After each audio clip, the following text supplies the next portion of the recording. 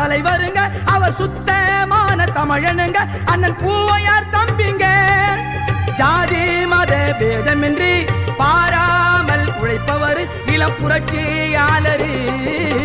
முடிசூட மன்னனாக ஜெகன் அண்ணன் பிறந்தாரு. சட்டமன்ற உறுப்பினரா கோட்டையிலே அமர்ந்தாரு. ஜெய்பீம் சொல்லுவோம், அண்ணன் ஜெகன்ஜியை வாழ்த்துவோம். ஜெய்பீம். தங்கமான தலைவருங்க, அவர் சுத்தமான தமிழனுங்க, அண்ணன் பூவையார் தம்பிங்க. ஜாதி மத பேதமின்றி பாராமல் உழைப்பவர் இளம் புரட்சியாளரு.